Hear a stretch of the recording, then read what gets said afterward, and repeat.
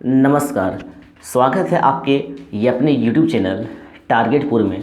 हम लोग इस चैनल के माध्यम से जेपीएससी और जेएसएससी जिसमें झारखंड सचिवालय और अन्य सारा एग्ज़ाम जो है उनका तैयारी कर रहे थे।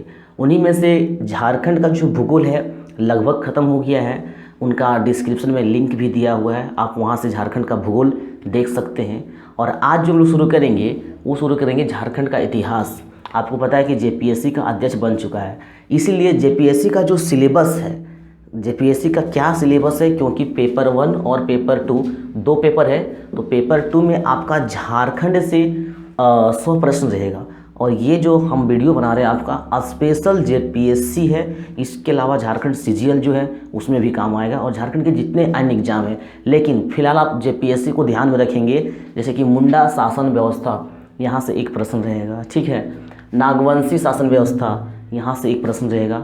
तो आपको करना कुछ नहीं है, सिर्फ आप हमारे यूट्यूब चैनल में बने रहिए, चैनल को सब्सक्राइब कर लीजिए, वीडियो को लाइक कीजिए और अभी जितना ज़्यादा हो सके उतना शेयर कीजिए, क्योंकि नोटिफिकेशन आने में बहुत कम समय है और बहुत जल्द आपका नोटिफिकेशन आ जाएगा।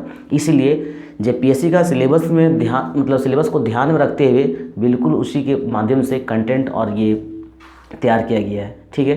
तो आज हम लोग क्या शुरू करेंगे, झारखंड का इतिहास। और झारखंड का इतिहास में क्या, मुंडा शासन व्यवस्था। इनसे पहले आपको जानना है कि जेपीएससी में क्या सिलेबस है, ठीक है। तो सिलेबस के लिए आप डिस्क्रिप्शन में जो लिंक दिया है उसको आप देख लें। झारखंड का भूगोल भी देखना चाहते हैं तो वहाँ से भी आप देख लें।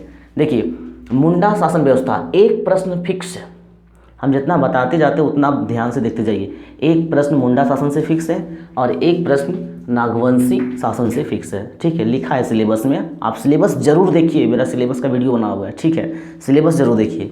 तो मुंडा शासन व्यवस्था से एक प्रश्न और नागवंशी शासन व्यवस्था से एक प्रश्न।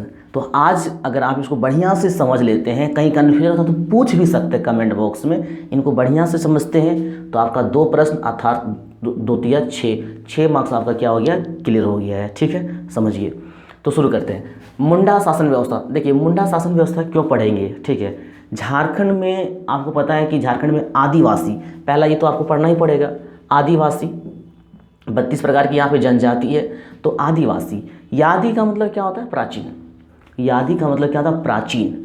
और वासी का मतलब यहाँ निवास करने वाले।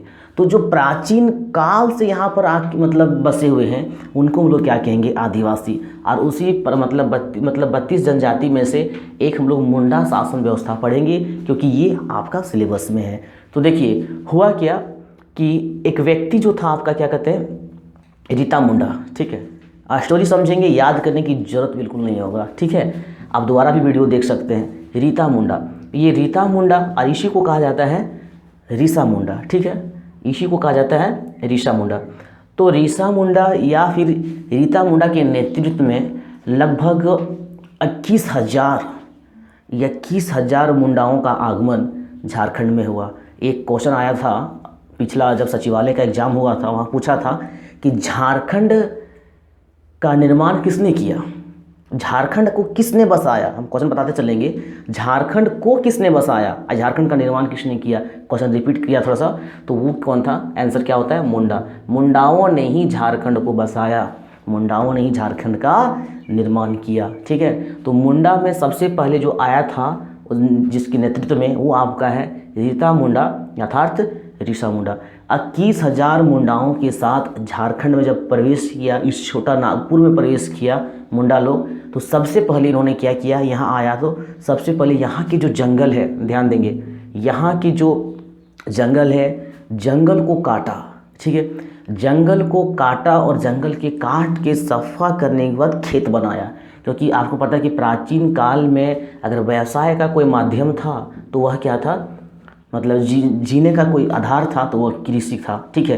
तो कृषि था। तो सबसे पहले मुंडा लोग जैसे ही झारखंड में प्रवेश करते हैं, वो क्या करते हैं, झारखंड में प्रवेश करते ही जंगल को काटते हैं और जंगल को काट करके क्या करते हैं, खेत बनाते हैं। और इसी को हम लोग कहते हैं खुटकुटी। लिख लीजिए खुटकुटी। ये प्रश्न अगर जेपीएससी में नहीं आया, 7th जेपीएससी में, तो हमें आप याद कीजिएगा कि हाँ सर बोले थे। खुटकुटी कहाँ से प्रश्न उठेगा आपको हम ये बताएंगे, ठीक है। खुटकुटी पूछता है, क्या पूछता है कि मुंडाओं ने मुंडाओं ने जो ज़मीन बसाया, मुंडाओं ने जो ज़मीन बनाया, मुंडाओं ने जो ज़मीन बनाया उस ज़मीन को हम लोग क्या कहते हैं, खुटकुटी कहते हैं। ठीक है, खुटकुटी कहते हैं, खुटकुटी। मुंडाओं ने जंगल को काटा, खेत बनाया, उस खेत को क्या कहेंगे, खुटकुटी कहेंगे। इस तरह से ज़मीन का 4 प्रकार का होता है, भूमियस होता है और भूमिहरी होता है। आगे लोग सब पढ़ेंगे, फिलहाल आप मुंडा में देखिए। तो ये क्वेश्चन आपका फिक्स हो गया, फिक्स नहीं मतलब ये संभावित क्वेश्चन कि मुंडाओं ने जो जंगल काट करके खेत बनाया, इसमें क्या कहते हैं, खुटकुटी। लेकिन जो व्यक्ति जंगल को काटता था और खेत बनाता था उस व्यक्ति को हम लोग कहते हैं सुतकटीदार। ठीक है, क्या कहते हैं, सुतकटीदार। जो व्यक्ति जंगल को काटता था और खेत बनाता था उसको क्या कहते थे, सुतकटीदार। तो यहाँ आप दोनों रखेंगे, मुंडा ने जंगल काट करके जो खेत बनाया उसे क्या कहेंगे, खुटकुटी। और जो व्यक्ति उस प्रक्रिया को कर रहा है, काम को कर रहा है, खेत बना रहा है, उसे क्या कहेंगे, सुतकटीदार। तो ये प्रश्न जो आपका है, ये दोनों प्रश्न आने की संभावना बहुत हद तक है। सवाल ये भी उठता है कि आखिर मुंडा लोग का झारखंड में आगमन क्यों हुआ। तो आप देखे होंगे सोना लेकन दिसुम, ये थोड़ा संथाली लैंग्वेज है, सोना लेकन दिसुम। तो सोना मतलब सोना और लेकिन मतलब जैसे, लेकिन मतलब जैसे, और दिसुम, दिसुम का मतलब देश, दिसुम का मतलब देश, यानी कि सोना जैसा देश, बहुत अच्छा देश, सुनहले देश की खोज में मुंडा लोग प्राचीन काल में झारखंड में आके बसे। और सबसे बड़ी बात, एक एग्जाम में ये भी आएगा, जेपीएससी में आएगा तो एक ही प्रश्न, लेकिन आपको पूरा पॉइंट क्लियर के याद रखना होगा, कौन सा पॉइंट देगा वो समझना है ना।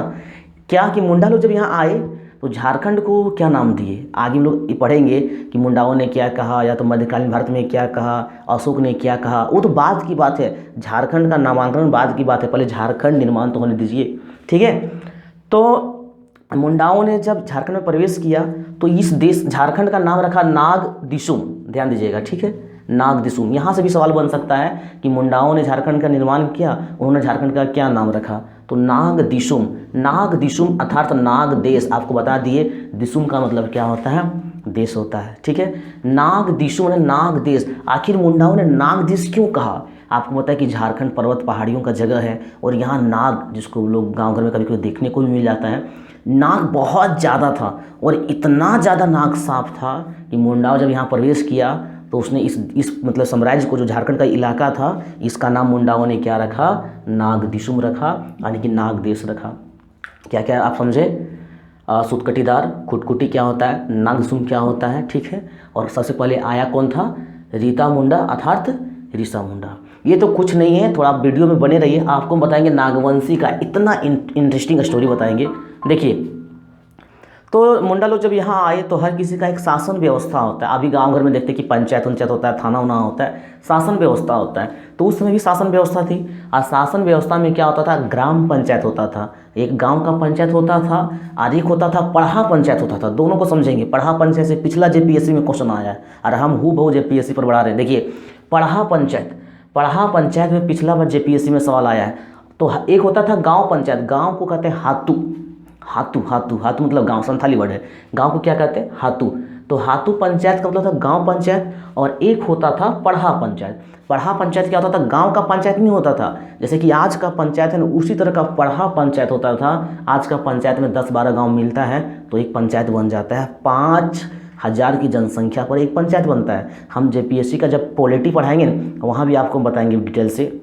ठीक है, तो अभी क्या मतलब उस समय क्या था, 5 से 21, वो 6 गांव का ग्रुप हो सकता था, 10 गांव का ग्रुप हो सकता था, 12 गांव का, मतलब 5 से ज़्यादा होना चाहिए था, 5 से ज़्यादा होना चाहिए। ठीक है, तो 5 से 21 गाँवों का एक ग्रुप होता था, और उस 5 से 21 गाँव का जो पंचायत बनता था आज के समय में जैसा है, उसी को हम लोग कहते हैं पढ़ा पंचायत। और ये एग्जाम में आया भी है कि पढ़ा पंचायत में कितने गाँव आते थे, तो 5 से 21 गाँव मिलाकर पढ़ा पंचायत बनता था। और ये पढ़ा पंचायत का जो राजा होता था, पढ़ा मतलब पूरा पंचायत, 7-8 गांव, 10 गांव हो सकता था, 5 से ज़्यादा गांव होता था, और उसका जो हेड होता था उसको हम लोग कहते थे पढ़ा राजा। देखिए, उसका जो हेड होता था उसको क्या कहते थे, पढ़ा राजा। और ये सवाल यहाँ इस बार बनेगा मानकी, कि मानकी कौन होता है, मानकी कौन होता है, मुंडा शासन व्यवस्था में मानकी कौन होता है, तो मानकी कौन होता है, पढ़ा पंचायत का हेड। आज हम लोग उसको मुखिया कह देंगे, समझे ना। वैसे तो मुखिया गांव में भी होता था, लेकिन पढ़ा पंचायत का पूरा मतलब 5 गांव का जो हेड होता था उसको हम लोग मानकी कहते हैं, या तो उसी को कहते हैं पढ़ा राजा।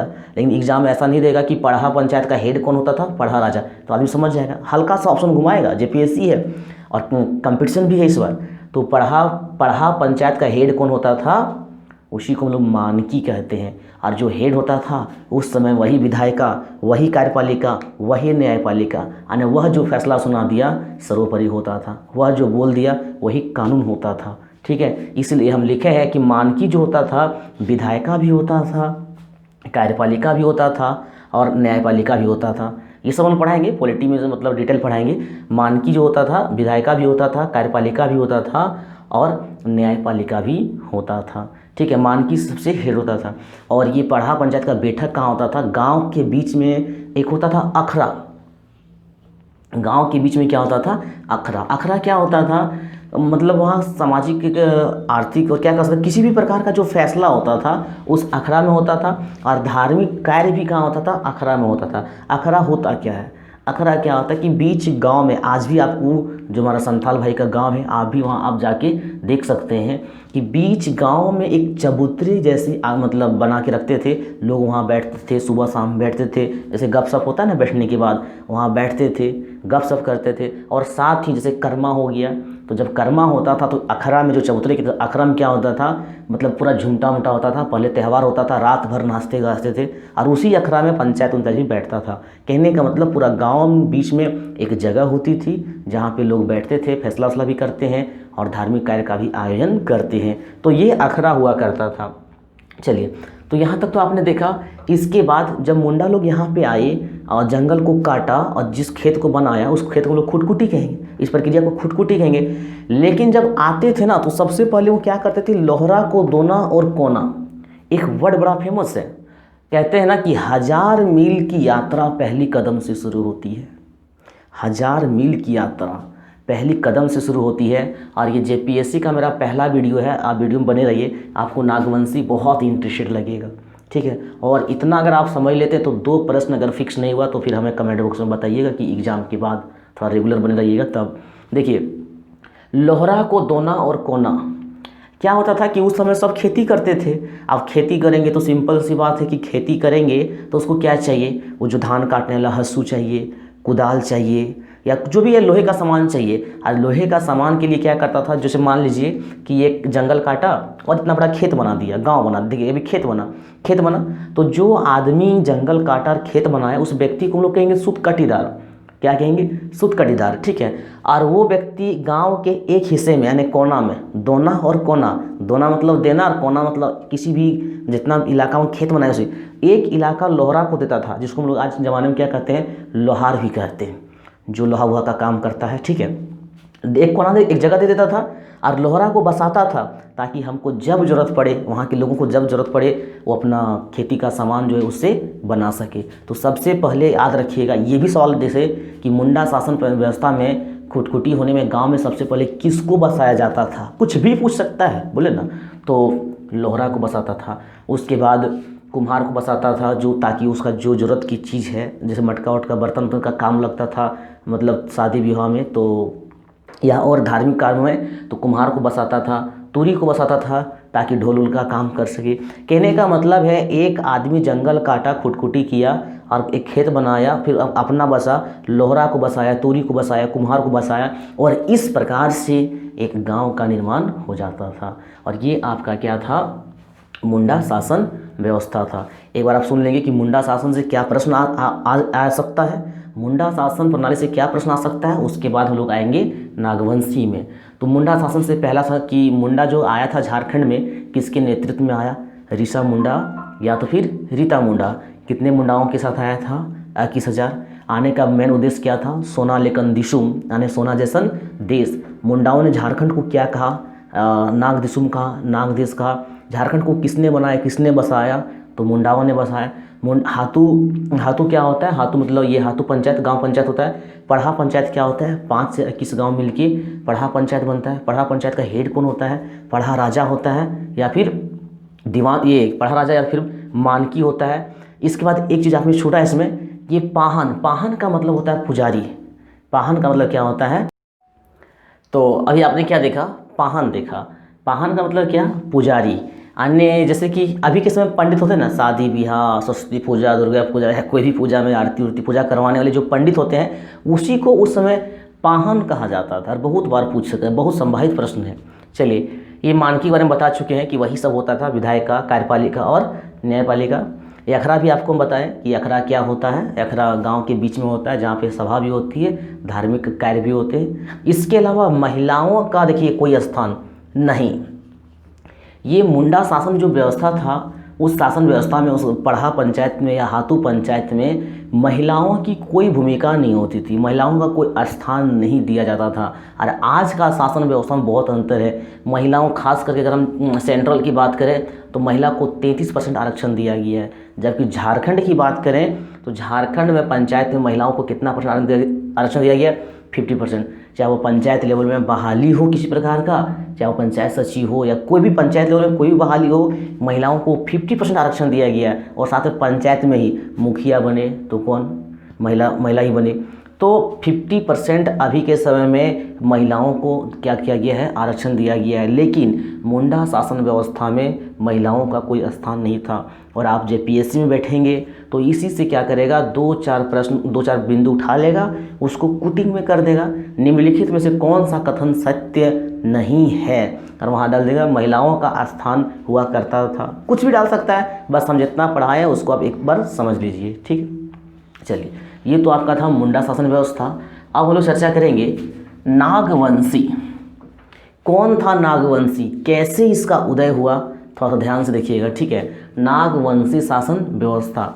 तो ये जो मुंडा शासन व्यवस्था चल रहा था, मुंडाओं का यहाँ काल चल रहा था, उसी क्रम में एक राजा हुआ, मुंडाओं का एक राजा हुआ। वो राजा था सुतियांबे का, ठीक है। और अगर आप जरा सा भी लेबोरियस है, आपको लगता है कि हम जेपीएससी का कैंडिडेट है, तो कमेंट बॉक्स में आप कमेंट करें कि ये सुतियांबे वर्तमान में कौन सा जिला में है। ठीक, तो जैसे ये मुंडा चल रहा था, मुंडा से ही जोड़ के पढ़ेंगे तब समझ में आएगा। मुंडाओं का शासन चल रहा था, उसी में से एक राजा था मुंडा का राजा था, लेकिन नागवंशी में पढ़, ध्यान दीजिएगा। मुंडा का एक राजा था, उस राजा का नाम था मदरा मुंडा, ठीक है। मुंडाओं का एक राजा था मदरा मुंडा। ये क्या था? सुतियांबे का राजा था, सुतियांबे का महाराजा था अगर बोलेंगे तो, ठीक है। अब सुतियांबे का राजा था, कौन था? मदरा मुंडा। और इसकी एक पत्नी भी थी, इसकी पत्नी थी पार्वती, ठीक है। इसकी पत्नी कौन थी? पार्वती थी।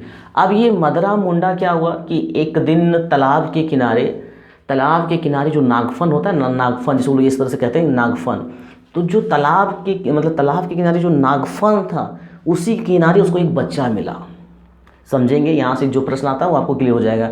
तो नागफन के किनारे एक बच्चा मिला, उस बच्चा को उसने अपने पास ले आया। किसने? मदरा मुंडा अपना पास ले आया। और मदरा मुंडा और उसकी पत्नी पार्वती जो है, दोनों ने उस बच्चा का लालन पालन किया। आपको बता दें कि उस बच्चा का नाम है फनी मुकुट राय। फनी मुकुट राय नाम क्यों रखा? क्योंकि नागफन के नीचे पाया गया था। नाम से पहले क्या होता था, जो न्यू कैंडिडेट होते हैं ना, जो एग्जाम में बैठते हैं, वहाँ पूछता है कि नागवंशी का स्थापना किसने किया, नागवंशी का स्वर्णकाल किसे कहा जाता है।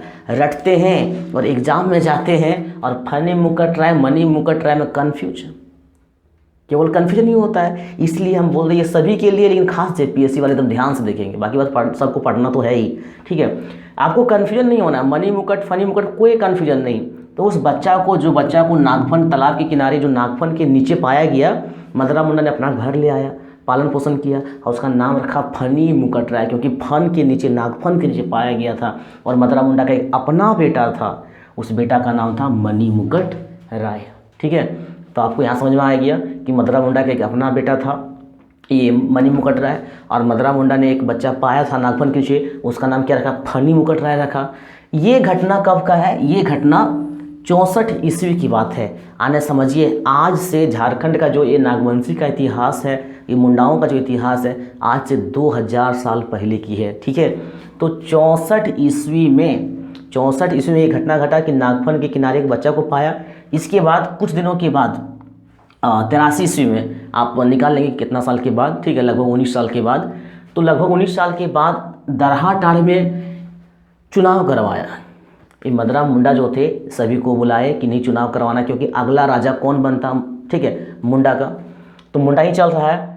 तो ये दरहाटाड़ में 83 ईस्वी में चुनाव करवाया। सोचिए उस समय चुनाव करवाया, और चुनाव करवाने से क्या हुआ, उस चुनाव में जो विजय हुआ वो मदरा मुंडा का अपना बेटा मणि मुकुट राय नहीं हुआ, उसका जो पाया गया था नागफन के नीचे फनी मुकुट राय जीता। और जब फनी मुकुट राय जीता तो फनी मुकुट राय राजा बनता। इसलिए फनी मुकुट राय को थोड़ा सा पहले से भी पता था, घरेलू चर्चा में उसको पता गया था कि उस बच्चा को नागफन के नीचे पाया गया है। इसलिए फनी मुकुट राय ने क्या किया, इसको पता था कि नागफन के नीचे हमारा जन्म हुआ है, वहीं से मैं मतलब ला के पाला गया है, तो हम एक नया वंश का स्थापना करेंगे। और फनी मुकुट राय ने एक नया वंश का स्थापना किया, एक उस लोग कहते हैं नागवंशी, ठीक है। नागवंशी क्यों कहा, क्योंकि नाग के नीचे, नागफन के नीचे पाया गया था, ठीक है। अब एग्जाम में, बहुत ही एग्जाम में झारखंड का आता है, जब ऐसे तो पूछेगा ही पूछेगा नागवंशी का स्थापना किया किसने किया। अब लोग मणि मुकुट राय और फनी मुकुट राय में कन्फ्यूजन हो जाते हैं, कन्फ्यूजन होना ही नहीं है। नागवंशी का स्थापना किसने किया, फनी मुकुट राय ने, ठीक है, क्योंकि वो फन के नीचे पाया गया था और वही जीता। जब उसका जो वहाँ पे दरहाटाड़ में चुनाव हुआ तो ये जीता, तो फनी मुकुट राय राजा बना, लेकिन एक नया वंश का राजा बना। जो नया वंश चला उस वंश का नाम था नागवंशी। और इसका जो ये मणि मुकुट जो भाई था इसको दीवान बना दिया गया, इसको क्या कर दिया गया, दीवान बनाया गया, ठीक है। इसीलिए जो मुंडा लोग हैं, जो मुंडा है, मुंडा एक तरह से मुंडा का ही ये वंशज है। नागवंशी जो आप देख रहे हैं, नागवंशी जो देख रहे हैं क्या है, एक मुंडा का ही एक तरह से वंशज है, भले वंश का नाम चेंज हो गया। इसलिए आज भी झारखंड में जो नागवंशी लोग हैं मुंडाओं का अपना बड़ा भाई मानता है, अपना पूर्वज मानता है। यही बात याद रखें, क्वेश्चन किसी भी प्रकार से पूछ सकता है कि नागवंशी अपना पूर्वज किसको मानता है, अपना बड़ा भाई के समान किसको मानता है, तो मुंडाओं को ही मानता है, क्योंकि वो मदरा मुंडा ही नहीं उसको पाला था फनी मुकुट को, और फनी मुकुट ने नया वंश रखा नागवंशी। चलिए, और इसका देखिए मुंडा का जो शासन व्यवस्था था, मुंडा का जो शासन व्यवस्था था तो वो आपको मुंडा शासन व्यवस्था, लेकिन मदरा मुंडा का एक अलग शासन व्यवस्था था, ठीक है। मदरा मुंडा जो अपन शासन चलाते थे, पंचायत, उसका एक अलग शासन व्यवस्था था। उसी को हम लोग कहते हैं मदरा पांजी। क्या कहते हैं, मदरा पांजी, मतलब मदरा मुंडा के नियम, मदरा मुंडा के नियम, ठीक है। अब ये नागवंशी जो उस समय थे उस और जो पढ़ा राजा थे, दोनों का जीवन शैली कैसा था, दोनों का जीवन शैली बहुत ही अच्छा था। कहने का मतलब ये शान शौकत के साथ रहते थे, शान शौकत के साथ रहते थे, लेकिन जीवन ये सबका बड़ा सादगीपूर्ण था, मानवता वाली जीवन था। आज तो आपको ये क्या कहते हैं ज़माने में बहुत सेल्फिश मिलेंगे, लेकिन उस समय जो था मानवता वाला जीवन था, लोग सादगीपूर्ण मिलजुल कर रहते थे, ये सो आराम का ज़िंदगी नहीं जीना चाहते थे। ये सबसे बड़ी नागवंशी का यही तो सबसे बड़ा खासियत रहा है कि कभी भी ऐसो आराम का ज़िंदगी जीना ही नहीं चाहते थे, वो सादगी में रहते थे, ठीक है। इसके बाद ये जो हम नागवंशी का कहानी बताएं किस तरह से नागफन के नीचे बच्चा पाया गया, इसका प्रमाण है नवरत्नगढ़, ठीक है। आप ये भी कमेंट बताएंगे कि नवरत्नगढ़ किस जिले में है, ठीक है। नवरत्नगढ़ जिसको लोग द्वैशागढ़ कहते हैं, यहाँ से बहुत सारा गढ़ है और यहीं से प्रमाण मिला था कि मतलब इस तरह से जो घटना घटा, इसका जो प्रमाण मिला था कहाँ से, नवरत्नगढ़ से, ठीक है। इसके बाद इसका साम्राज्य, नागवंशी का साम्राज्य धीरे धीरे फैलता गया, और साम्राज्य फैलने के क्रम में पहले सुतियाम्बी में, आपको पता कि मदरा मुंडा वहाँ का राजा था, उसके बाद साम्राज्य फैलते गया, फिर उसका साम्राज्य चुटिया तक पहुँचा, फिर नागपुर तक पहुँचा और खुखरा तक पहुँचा, फिर डोयसा तक पहुँचा, फिर पालकोट और फिर रातूगढ़। ये सब के बारे में जो है हम जब हमारा नेक्स्ट वीडियो आएगा, नेक्स्ट वीडियो में ये सब के बारे में डिटेल बताएंगे क्या इसका कहानी है। तो अभी आपने क्या देखा, अभी आपने नागवंशियों का इतिहास देखा। एक बार रिकॉल कर लेंगे कि नागवंशी कौन थे, मतलब मुंडाओं, मदरा मुंडा के एक अगला वंशज कह सकते हैं, और उसने एक बच्चा को पाया भी था, आपने देखा, फनी मुकुट राय नाम रखा था, अपना बेटा कौन था, मणि मुकुट राय था। और फनी मुकुट जब बड़ा हुआ, जब 83 ईस्वी में चुनाव हुआ दरहाटाड़ में, तो वो जीता, इसलिए उसने एक नया वंश का नाम दिया नागवंशी। और मणि मुकुट जो था उसको क्या बनाया गया, उसको दीवान बनाया गया, ठीक है। इसके अलावा आप ये मुंडा जो है अपना पूर्वज मानता है, ये भी याद रख सकते हैं। तो इन सभी से, मुंडा शासन व्यवस्था से और ये आपका क्या है, नागवंशी शासन व्यवस्था से, जेपीएससी में दोनों में से एक प्रश्न, यानी कि आज के वीडियो से, आज की क्लास से 2 प्रश्न आपका क्लियर हो गया है, ठीक है। वीडियो अगर पसंद आया है तो लाइक करें, ज़्यादा से ज़्यादा शेयर करें और चैनल को सब्सक्राइब कर लें। मिलते हैं नेक्स्ट वीडियो में। तब तक के लिए धन्यवाद। ध्यान रखिएगा, इसमें लोग आगे पढ़ेंगे, इसी का स्टोरी बेस आगे इसका पार्ट 2 पढ़ेंगे। ठीक है।